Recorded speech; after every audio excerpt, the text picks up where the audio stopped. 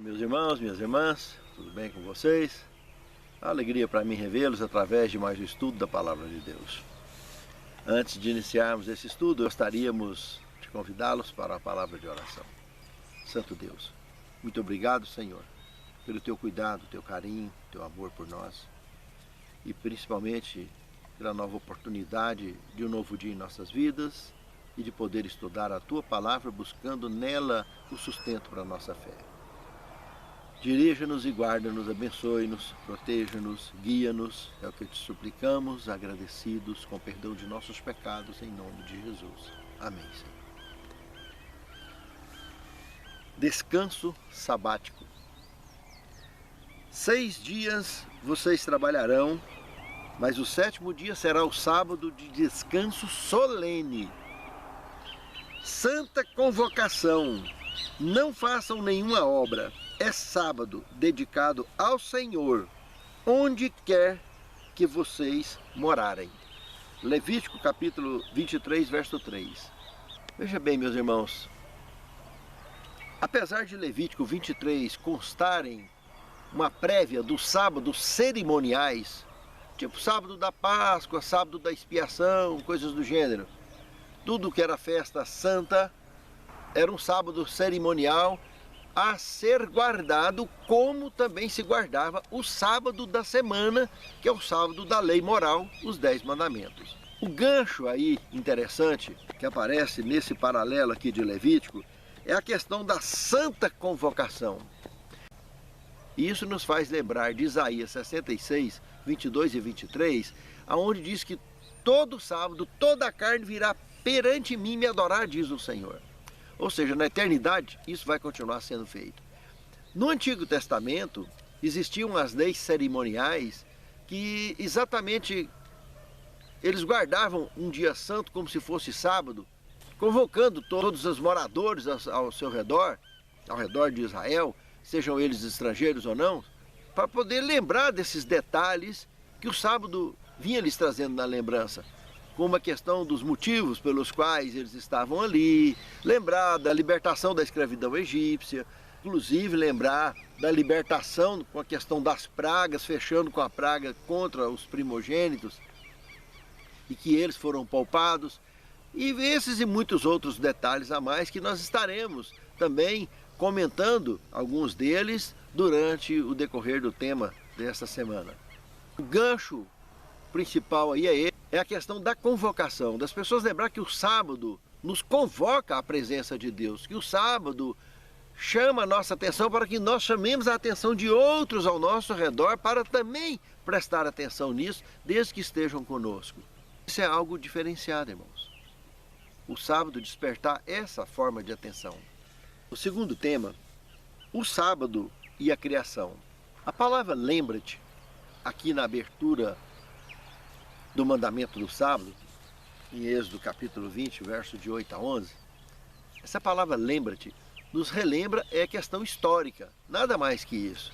É para lembrar de tudo que já aconteceu conosco, seja como povo de Deus, seja como indivíduo, de como e quantas vezes o Senhor nos tem livrado de tantas situações. Ou seja, lembrar que nós temos um Criador que nós somos criados à sua imagem e semelhança, que nós temos uma conexão com Ele, que tem algo diferenciado entre nós e o resto da criação.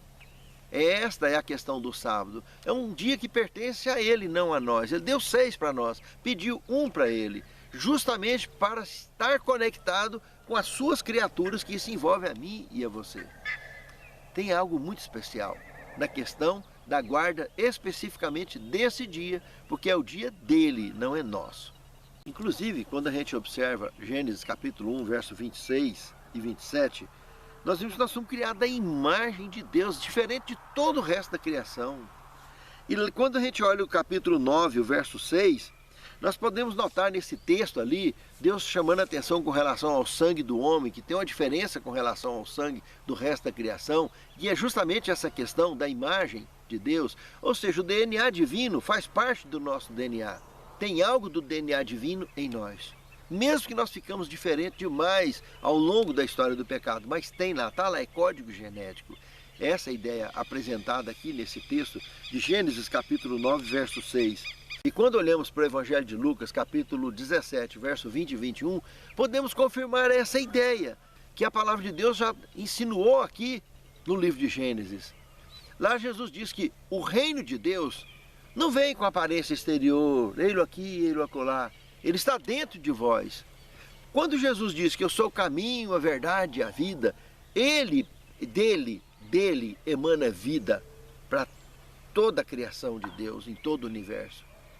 Se isso é um fato e ele confirma que esse reino de Deus está dentro de nós, ele está deixando claro muitas coisas. Primeiro que nós somos criados em imagem e semelhança de Deus, mas um dia decidimos pecar e a nossa mente foi bloqueada. Deus não criou pessoas para morrer, criou pessoas para viver eternamente, criou raça pura. Nós optamos em nos tornarmos raça caída. E ao nos tornarmos raça caída, tivemos que entrar numa escola de aprendizado pelo convite do Espírito Santo para aprender a se tornar uma raça eleita, um povo escolhido, para que Deus pudesse recuperar, nos redimir, nos resgatar, para a gente voltar a fazer parte do plano original de Deus, que é raça pura, o plano original da criação. Para isso nós seremos transformados, voltaremos a ser o que éramos antes. Mas isso se aceitarmos essa conexão natural que nós já temos, perdida pelo pecado, na nossa mente, no nosso comportamento, mas resgatada pelo sangue de Cristo, lá na cruz do Calvário, que Ele pagou o preço para alcançar esse resgate na minha e na sua vida. Se observarmos lá em Gênesis, no capítulo 2, tanto no verso 15 quanto no verso 19, mostra que o ser humano, ele não só foi criado da terra, mas ele cuidava dessa terra. Antes dele conhecer o pecado, ele já cuidava da terra, ele era o administrador dessa terra. E no verso 19, mostra que ele, o homem, esse homem com a mente pura que ele recebeu, ele, na volta do dia da sexta-feira, num pedacinho da sexta-feira, ele deu nome em toda a criação de Deus. Irmão, nós estamos falando em milhões e milhões de espécies. Não importa que recurso que esse indivíduo tinha para fazer isso, mas ele no estalo de dedo, ele fez isso, deu nome a tudo, e tudo que ele deu nome está até hoje. Que mente era essa, irmãos? Irmãos, hoje, se a gente pegar um homem mais inteligente que possa ter na terra, fechar ele com 100 cabeças de gado Nelore, tudo branquinho, colocar dentro do curral, fechar ele lá dentro, pode fechar ele um mês lá dentro, ele não vai saber quem é quem na hora que soltar tudo lá. Ele pode dar nome na 100, ele vai misturar tudo. Adão deu nome a milhares e milhares de espécies na volta do dia, irmãos. A memória desse indivíduo é completamente diferente da memória do mortal comum, porque ele era raça pura. A mesma raça que nós vamos voltar a ter, que Jesus está dizendo que está dentro de nós, como reino de Deus, conexão de DNA que nós temos, porque Deus fez a gente diferente de toda a raça, de tudo que Ele criou. Pense nisso, amado irmão. Pense nisso, amado irmão. Terceiro tema, celebrando a liberdade. Irmãos, aqui o tema nos leva num paralelo muito curioso e interessante a respeito da guarda do sábado. Ele vem chamar nossa atenção com os textos bíblicos como Gênesis capítulo 4, verso 7, comentando exatamente Deus conversando, aconselhando Caim, que ele tinha que ter domínio sobre o desejo dele, sobre as tendências dele, porque do contrário, essas tendências passariam a dominá-lo. Ou seja, o escravizaria. E é o que acabou acontecendo, e é o que acontece com toda a raça humana. Eles cedem, eles se entregam aos seus desejos, aos seus desígnios, e infelizmente aos seus destinos de escolhas mal feitas. Isso tudo custa muito caro, irmãos. Porque esses desejos passam a dominar a gente. E aí, olhando no fundo, observando também o livro de Hebreus, capítulo 12, verso 1, e 2 Pedro 2,19, tudo pode ser comprovado realmente. Se aceitamos ser dominados pelos nossos desejos, nós nos tornamos escravos dele. E o sábado, quando lembra da libertação da escravidão egípcia, também nos lembra imediatamente dessa conexão que temos com Deus e que Ele nos liberta do pecado, da escravidão do pecado, nos coloca livres. E simplesmente passa um apagador, esquece tudo para trás e é daqui para frente vida nova. Essa lembrança é conectada a cada momento que a gente olha e observa o dia de sábado. Ele tem esse propósito. Quando fala lembra-te, está chamando a atenção, é ligar a luz. Lembrar que Deus é conosco, lembrar que Deus nos liberta, e que Deus nos sustenta, e que Deus nos guia. Então o sábado tem essa conexão especial. Essa é a mesma ideia de Deuteronômio capítulo 5, verso 15, nos fazer lembrar exatamente isso. Faz esse paralelo, essa conexão de que Deus é um libertador, permanente, eterno, que Deus é um libertador absoluto. Enquanto existir pecado no universo, Deus estará ao nosso lado para nos libertar. E o sábado sempre nos lembra isso. Quando observamos o sábado, isso é uma lembrança inerente no perfil comportamental da guarda do sábado, da mensagem do sábado. Pense nisso, amado irmão. Pense nisso, amado irmão. O quarto tema, o estrangeiro dentro das tuas portas. Esse é um detalhe interessante lá do mandamento, que trata da questão do estrangeiro, do animal que está dentro das suas portas, etc. É muito extensivo e curioso esse braço estendido da mensagem do sábado. Se a gente comparar Êxodo 19, verso 6, com 1 Pedro 2,9, e observar esse perfil, e comparar também com Êxodo 23, verso 12, nós concluiremos uma série de detalhes muito curiosos, que é a divisão de um povo escolhido, que Deus estava abençoando uma nação específica para que outras nações, através dessa nação, fosse também abençoada, fosse também evangelizada, pudesse receber essa mesma mensagem. Por um DNA especial, Deus chamou a descendência de Abraão, então, para que aquele código genético ali, filtrado do melhor que tinha na época, ele chama então, e esse código genético, Deus sabia que ia viajar na história da descendência do povo de Deus, mesmo seja ele a nível de código congênito, ou seja, de código congênito pela fé, como é o caso dos descendentes de Abraão hoje. Então, tanto vindo do sangue legítimo, quanto vindo pela fé, todos são conectados automaticamente a esse Deus criador de todo o universo e mantenedor do universo. Quando o sábado trata da questão do estrangeiro, é para que ele seja incluído nessa conexão. Porque por nascimento todos já estão conectados, mas por consciência nem todos estão. Não tem noção disso, está adormecida essa questão, está apagado. Então um servo de Deus verdadeiro, que pertence à nação do reino de Deus, ele tem a obrigação não só de lembrar disso o tempo todo, mas também de chamar a atenção dos outros. E o sábado é uma questão especial porque 6 dias da semana nós estamos trabalhando na nossa rotina, no dia a dia, e isso nem sempre é lembrado. Mas quando a gente entra no sábado, tudo muda. As pessoas continuam na rotina e nós não. E isso vai trazer algum tipo de paralelo, algum tipo de entendimento, quando nós nos comunicarmos com esses indivíduos. Principalmente se é o caso deles estarem dentro das nossas portas, dentro dos nossos domínios, do nosso lar ou do nosso ambiente de onde nós vivemos. Porque eles vão ficar curiosos, por que nós estamos parados se todo mundo está trabalhando? Então essa é a questão que está chamando a atenção aqui no mandamento. Para que ele também procure entrar nesse clima, porque ele está dentro do nosso lar, que é abençoado por esse Deus. E que também pode levar isso para o lar dele, para a nação dele. Então essa é a ideia. E quanto aos animais, é uma questão de chamar a atenção mais ainda, porque os animais trabalham durante a semana, aqui no caso estava se referindo aos animais de trabalho, né? E no sábado então deixa o bichinho descansar, quietinho, né? A exceção da vaca, a exceção da ordenha, né? Do leite da vaca, que se não tirar vai fazer mal para ela, vai fazer mal para o bezerro, então vai ter que tirar. Só que o dinheiro, você vai vender o leite ou não, isso tem que ter uma reversão disso aí, né?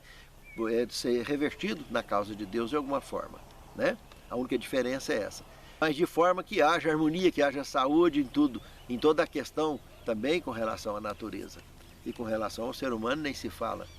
É muito interessante observar como que o mandamento é específico e vai nesses pontos com detalhes tão nobres, nos lembrando da nossa conexão com o Criador e de nosso espírito missionário, de através do sábado ter um motivo especial para lembrar aqueles que estão ao nosso redor desta conexão com a luz de Deus. Pense nisso, amado irmão. Pense nisso, amada irmã. Por isso que Jesus disse que meu Pai trabalha e eu também trabalho até hoje. Não tem dia que a gente não trabalha, porque a missão dele é amor e salvar. Entende, irmãos? E é a mesma missão nossa. Agora, nós estendemos outros tipos de trabalho, que não é o trabalho missionário, mas no sábado é muito interessante lembrar desse ícone especial de trabalho, o trabalho missionário, que é o trabalho de Deus. É o trabalho dedicado à causa do Senhor de forma plena e absoluta durante as únicas 24 horas de todo o ciclo semanal. Muito profundo isso aí. No quinto tema, o serviço ao próximo honra o sábado de Deus. Exatamente o que estamos comentando agora. A questão do trabalho missionário. Você ser útil a alguém, visitar alguém no hospital, visitar alguém na penitenciária, fazer uma visita de cortesia a alguém, mantendo apenas o clima da amizade e do evangelismo, irmãos, isso tem um peso muito especial. Principalmente se aquela pessoa está sabendo que você vai lá para visitá-lo, especialmente para lhe dar um abraço. E isso vai gerar uma oportunidade muito interessante de você de alguma maneira estar lembrando ele de tudo que você sabe. E dando passo a passo, você poderá transmitir para ele aos poucos, de acordo com a necessidade dele e com a fome que ele tiver da palavra de Deus, você vai poder dar o sustento que ele tem buscado no seu íntimo, através do Espírito Santo, chamando-lhe ao 16.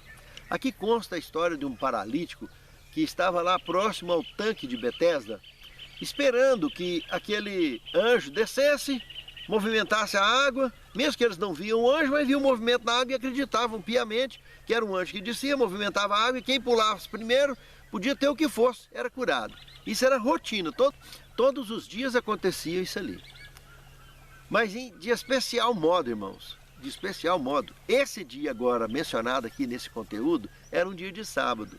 E esse indivíduo que estava ali era um indivíduo completamente paralítico, que dependeria de outras pessoas espertas juntar-se ao lado dele e o jogasse primeiro, antes que outros caíssem na frente dele, dentro dessa água movimentada. E ele estava ali há mais de 30 anos e não conseguia fazer nada, doente há tantos anos. Pense que coisa terrível, que angústia que era para esse indivíduo e que fé, né? Saber que ia conseguir uma hora dessas pular dentro da água.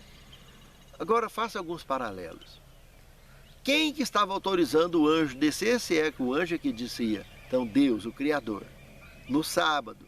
O anjo descia no sábado, a água era movimentada no sábado, as pessoas eram curadas no sábado, todos os dias.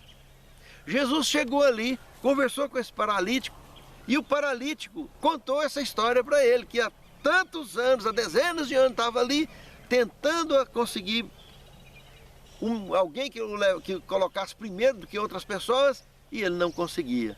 Jesus não conversou nada sobre a água com ele. Jesus só falou uma coisa para ele: rapaz, levanta, toma sua cama e anda. O cara simplesmente levantou, pegou a maca dele, jogou nas costas e foi embora. Agora, o que me chama a atenção, irmãos, é que os judeus, membros de seitas que já existia dentro da religião judaica há mais de 200 anos, ali então, contemporâneos já então de Cristo, já tinham desenvolvido dezenas de formas de melhor guardar o sábado, um jeitinho, né? Não, tem que fazer isso, tem que fazer aquilo, deixar de fazer isso, deixar de fazer aquilo. E dentre essas muitas formas, era uma verdadeira abominação o indivíduo sair carregando uma maca dia de sábado. Raciocínio, irmãos. O indivíduo podia ser curado, mas não podia então carregar uma maca. Deus nunca deu esse tipo de instrução. Os homens é que saíram inventando como nunca cansaram de inventar. Em todas as religiões do mundo está assim de gente que gosta de ficar inventando regras para dominar as pessoas. E nós não podemos dominar as pessoas. Quem domina as pessoas, se houver permissão, é Deus. Deus é que nos guia. Nós oramos para que Ele faça isso conosco, para que possamos então ter domínio sobre o pecado, ter domínio sobre nós mesmos, para que Deus nos salve de nós mesmos, de nossas más tendências. E quando nós nos rendemos ao fanatismo, é exatamente o que acontece. Nós não nos dominamos e queremos dominar os outros. Tem sentido isso? Manipular a mente alheia, conduzir as pessoas para onde a gente acha que deve conduzir. E aí o fundamentalismo toma conta. Como nós estamos vendo aí essa tristeza de pessoas cristãs sendo atacadas lá no Afeganistão por grupos terroristas, fanáticos, fundamentalistas, que simplesmente executam e matam por fanatismo religioso. E isso não é diferente da forma que mentalmente viviam os contemporâneos da Igreja de Cristo e, de um modo geral, das outras igrejas. Porque vivemos em regiões não fundamentalistas ou que têm governos democráticos, mais tranquilos e principalmente que têm o cristianismo para reeducar a mente humana de maneira a viver de modo socialmente mais equilibrado. Deus, através do cristianismo, da obra que Jesus fez no Calvário, Ele reeduca toda a humanidade, toda a criação que está perdida no pecado. E nos ensina principalmente a entendermos o senso de equilíbrio ideal para convivermos entre as pessoas, em qualquer parte aonde se haja vida, e principalmente vida em meio ao pecado. Essa educação nos ensina a ser equilibrados, nos ensina a não sermos radicais. Veja que o serviço feito ao sábado, como a cura que Jesus fez, como o trabalho missionário que pode ser feito em toda parte do mundo, é uma maneira muito nobre de exaltar o amor de Deus diante das pessoas. E não de praticarmos o fundamentalismo ou o extremismo. Jesus fez aquela cura ali, os religiosos da igreja, ao invés de louvar a Deus pela cura que aconteceu sem nem entrar na água, ficaram condenando a Cristo e condenando o ex-paralítico por estar então transgredindo as regras que eles inventaram, como as regras que continuam sendo inventadas em todos os sistemas religiosos. Tem pessoas que gostam de estar inventando regra para estar dominando, para estar por cima. Ou seja, no fundo, você tem a religião é para dominar as pessoas ou para exaltar o Criador acima de todos e mostrar que Ele é o Redentor de todos, é quem vai resgatar e quem vai salvar a todos. Pense nisso, raciocine, irmãos. Por que as pessoas fazem maldades por causa do fundamentalismo? Já parou para pensar nisso? Não é o mesmo que está acontecendo lá no Talibã, no extremismo do extremismo? Porque tem uma religião que pensa diferente, sai matando todos os que não pensam igual a eles, porque está morando na terra que eles acham que é só deles. Isso é uma coisa satânica, irmãos. Porque o planeta todo foi criado para que o ser humano possa habitar nele e viver e conviver em paz uns com os outros. Ninguém tem o direito de chegar e determinar domínio absoluto e principalmente cometer extremismos em cima de outras pessoas. Isso é falta de amor ao semelhante. Isso é egoísmo, é egocentrismo, isso é maldade, é satanismo. E não tem diferença a não ser do ponto de vista criminal, né? O tipo de coisa que um radical islâmico está cometendo ali no Afeganistão, daquilo que um cristão às vezes faz dentro da igreja, mas diante de Deus é tudo a mesma coisa. Porque para Deus não tem pecadômetro para diferenciar pecadinho de pecadão. Para Deus é uma coisa só, pecado é uma coisa só. E nós precisamos de nos libertarmos dessa tendência pecaminosa que pode nos levar a extremos que nem mesmo a gente tem ideia. Estar preso ao pecado é estar preso a extremos que pode ir a distâncias que não tem volta, a decisões que não tem volta e que pode causar muito dano e nos levar à perdição absoluta, além de conduzir outros também à perdição, envolvido na mesma contaminação pecaminosa. É exatamente o que acontece com o fanatismo. Não importa se é pouco fanático, se é muito fanático, contagia, é uma doença, é uma praga que contagia, e aí, quanto mais alimenta aquilo ali, pior fica, mais fundo desce. Pense nisso, amado irmão. Pense nisso, amado irmão. Porque o serviço ao próximo honra a Deus, mas é o serviço de amor ao próximo, como que Jesus fez lá no tanque. Isso promove, isso conquista e nos mantém ligados ao reino eterno, porque o reino de Deus está dentro de vós. No sexto tema, o sinal de que pertencemos a Deus. Irmãos, ao lermos Êxodo, capítulo 31, verso 13, 16, 17, podemos comparar também com Ezequiel, capítulo 20, verso 12 e verso 20. O sábado é um sinal entre nós e Deus, entre a humanidade e Deus, mostrando que Ele separa a gente das pessoas que não estão conectadas com Ele. Quando a gente guarda o sábado, é como se nós entrássemos no time da luz e deixássemos o time das trevas, porque o planeta está contaminado pelo pecado e dominado pelas trevas. Quando a gente aceita guardar o sábado, a ideia aqui desses textos bíblicos é essa: nós estamos aceitando sair do time das trevas e fazer parte do time da luz. E é aí que entra a questão do sábado como sinal de Deus para mim e para você. Numa questão de consciência.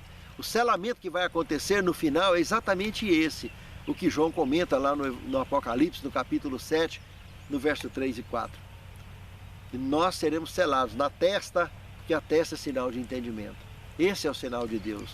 Por outro lado, quando olhamos para Apocalipse capítulo 13, do verso 14 ao verso 16, nós vimos o sinal da besta também sendo colocado na testa, ou mão direita. Mão direita é sinal de compromisso, testa é sinal de entendimento.